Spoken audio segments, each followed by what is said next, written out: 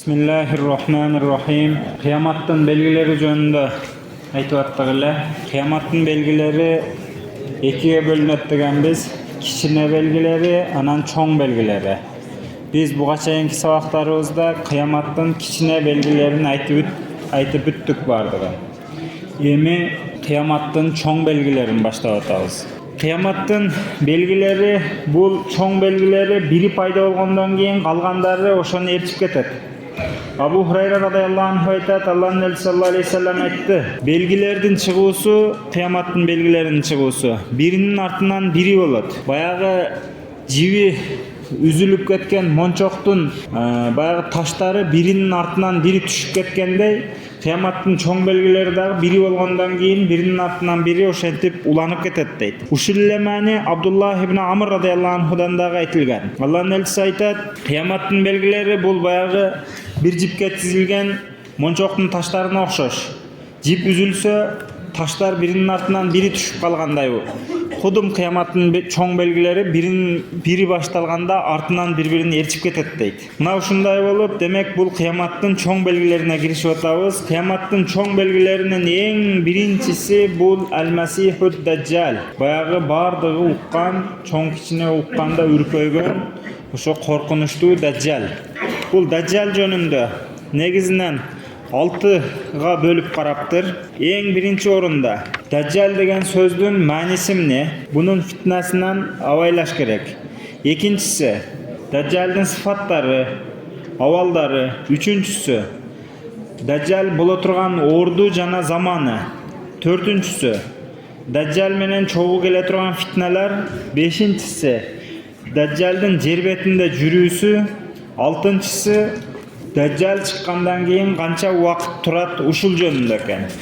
Demek birinçile Bismillah degendele Dajjal jönünde anıktama. Negizinen şeriat, İslam şeriatı paygambardın tili menen köp Dajjallar çıgat dep ayttık ötkönde. Dajjal degendin manisi özü kalpıçı, aldamçı, afirist degen manilerde berет. Bul sözdüktөгү manisi. Bul jakta negizi mындай жалганчы, алдамчы, kalpıçılar köple çıkkan. Bирок bulardın arasında Dajjal dep mutlak aytılganda, Dajjal degen sözdün özü aytılganda bardygy düşünüle turgan bir Dajjal var. Bulardın eң akırkısı jana eң çoңu. Jana paygambar uşudan büt ümmetти eskertip ketken. Anan jalpı ümmet dagı Dajjal degende oşol Dajjalды düşünöt. Bul oşo bayağı İsa aleyhisselam oşonun doğrunda bolat, anan İsa aleyhisselam аны öldüröt degen Dajjal uşul. Dajjal bul kıyamattın çoң belgilerinden. Bul kıyamatqa çeyinki jer betindegi bola turgan fitnelerden eң çoңu. Bul uşunday bir şahs, uşunday bir zat, munu menen Allah Taala pendelerin öte katуу sınayt. Buga bolup görбөгөндөй adam pendenin kolu kıla alбай turgan, adam pendenin kolundan gelbey turgan bir adatка karşı işler munun kolundan gele turgan bolat. Oşol özünün bayagындай sıyqırlары menen anan pendelerdi adaştırat. Şunçalık koz kılıp görsetip salat dünyаны.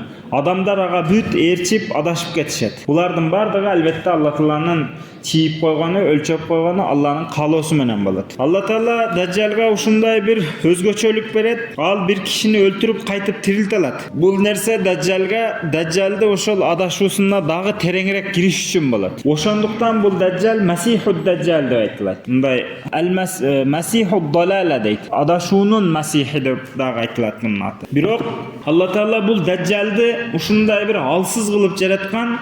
Al oşol kişini öldürüp kaytıp tiriltelgandan keyin kaytıp ekinci jolу oşol kişini öldüre albayt. Andan keyin da başka hiç kimdi öldüre albayt. Jana tirilte albayt. Mına uşunday bolat Dajjal.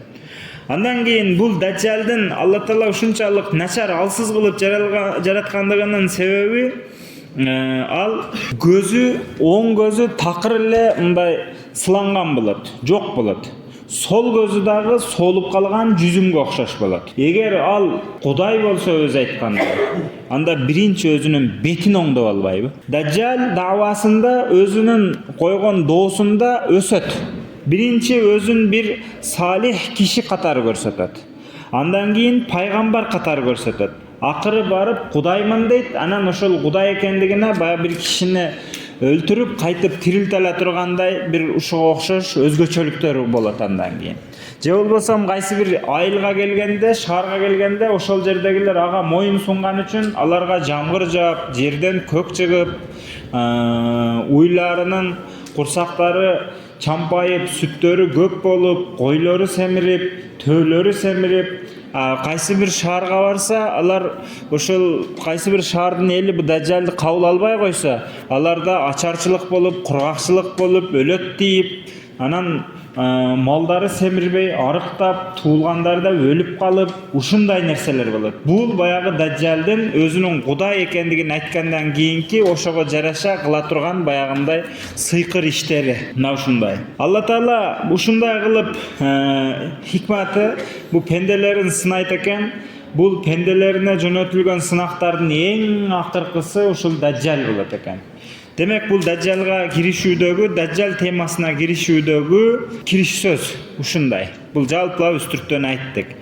Эми эмне себептен дажжалды ал-Масихуд дажжал деп айтылат? Масихуд дажжал деп айтылат. Масих деген сөз арабча сөз болуп, масх деген сөз бар го. Баягы масыга мас тартабыз деп коебуз биз. Ошо мас тартуу дегендин мааниси өзү туура айтылышы масах деп акырында ха тамгасы дагы бар. Мындай масынын үстүн сылап коюу деген маани. Масих дегендин мааниси бул масих деген сөз өзү негизи эки затка айтылат. Бири ушул Масиху дажжалга дагы айтылат, экинчиси анан бир таберик зат Алланын пайгамбарларынан бири, Улул Азм 5 негизги пайгамбардын бири, Инжил берилген Мариям уулу Иса алейхиссаламга дагы ал-Масих деп айтылат. Экөөнө бир сөз айтылып калган. Эмне себептен экөөнө бирдей айтылып калган? Негизи азыр айттык, Масих деген сөз бул мындай мас сылоо деген маанини берет дедик. Эгер ушул сылоо деген мааниден алына турган болсо, анда буну дажжалга айтып атканда сөзсүз түрдө ал-Масих деп мындай туруштуруп аты менен мутлак айтылбайт. Ал-Масих деп эле айтып коюлбайт. Сөзсүз дажжал деген сөз кошулуп айтылат. Ал-Масихуд дажжал. Же болбосо далалат деген сөз кошулуп айтылат. Масихуд далала, адашуу масихи. Же дажжал масих деп айтылат. Масих деген сөздүн мына сылоо деген маанисин айттык. Бул сылоо деген маани менен айтылганда бул исим мафулдун маанисинде болот дагы мамсуха деген маанини берет. Мындайча айтканда оң көзү мунун сыланган болот да. Оң көзү такыр эле жок болот, кашы ошол жаап калган, оң көзү көрбөй турган, ошо сыланган. Ошо бетиндеги тыртыктын айынан буга масих деп айтылат. Мындайча айтканда бети көзү сыланып салган. Жок, көзү бир сылап жок кылынган деген маани менен. Фала юбсиру биха. Демек оң көзү такыр көрбөйт. Же болбосо ошол бетинин бир жагы өтө бир тыртык кыйшык болот. Мындай ушул маанилер менен буга масих деп аталып калат. Ошол көзүндө такыр эле ошол оң жак көзү таптакыр жок, кашы жок, эчтемеси жок эле ушундай бир нерсе болот. Кээ бирлер ал жагына жөн эле бир ошо каш өсүп кеткен, жүн өсүп кеткен бир нерсе болот деп айтылган. Бир сөз менен оң көз буда такыр болбойт экен. Болсо дагы ал көрбөйт, үстүнөн каш өсүп, жүн өсүп кеткен. Бир коник, бир түрү суук бир бала болот экен да бул. Же болбосо бул масих деген сөздүн мааниси сылоо дедик го. Бул масих деген мааниде, исим фаилден. Сылоочу. Мындай жер бетин ушундай сыдырып өтүп кетет, жер бетин сылап өтүп кетет деген мааниде да. Ушунчалык тез жүрөт, бул жөнүндө алдыда риваяттар келет Алла насип кылса. Демек бул мааниден алып караганда масих жерди сылап өтүп кетет, өтө тез кетет деген сөз да. Баягы масыңдын үстүн мынтип эле мас тартып сылап коесуң, ошондой эле жер бетин мынтип сылап өтүп кетип калат деген мааниде. Дажжал деген сөздүн өзүнүн маанисин айттык. Бул фаал деген вазында. Бул баягындай бир нерсени башка нерсе менен ороп коюуну айтат да. Бир нерсени башка нерсе менен ороп коюуну айтат. Арабтар мисалы баягы идиштин сыртына баягы алтындын суусун жалатат го. Ошо сөзгө дагы дажалал ина биз-захаб деп коет экен да. Идишти алтын менен каптап койду деген маанинде экен да.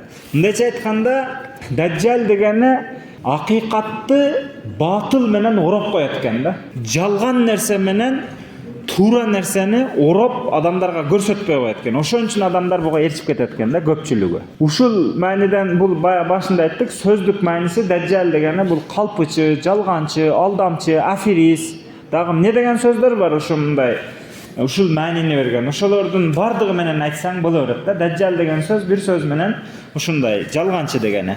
Эң жакшы сөз эми ошо кыргызча сөз эмес бул. Мындай аферист деген сөз раса туура келет да буга. Өтө аферист да. Супер аферист да бул.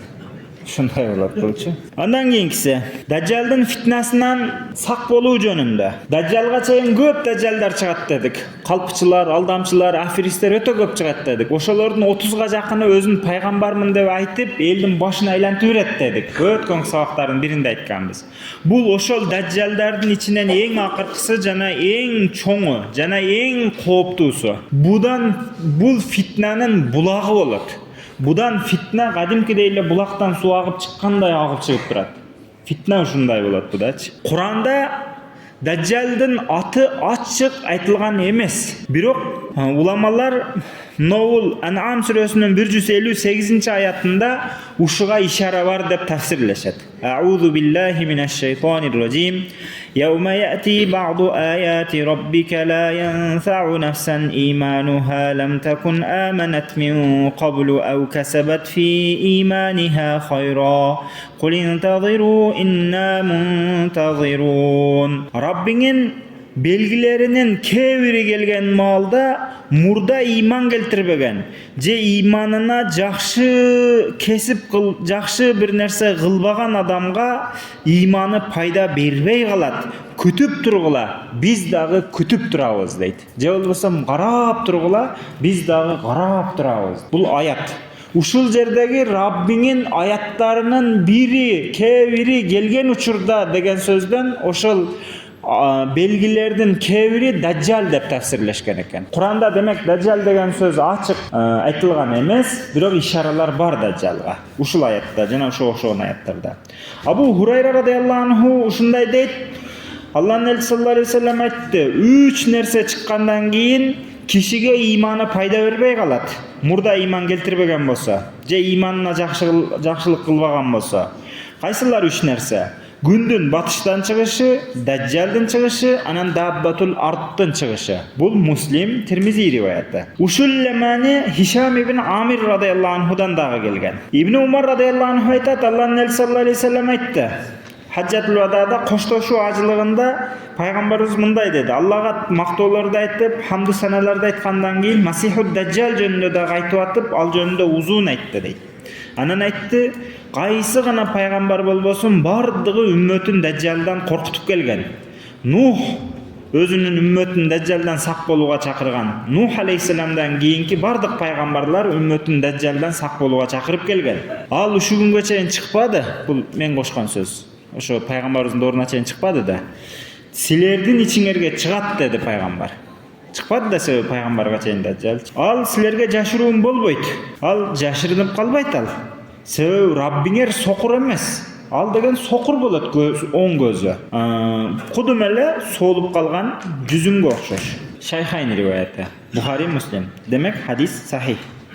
Кудум ушул риваят Абу Дауд, Тирмизилерде дагы келген. Ушул маанилер. Натыйжаны ушундай билсек болот, пайгамбарыбызга чейинки Даджалдын качан чыгышын билишкен эмес. Ошон үчүн бардыгы Даджал жөнүндө коомун эскертишкен. Бирок эч бир пайгамбардын доорунда чыкпады, ал бизге калып кетти. Даджал бизге калып кетти.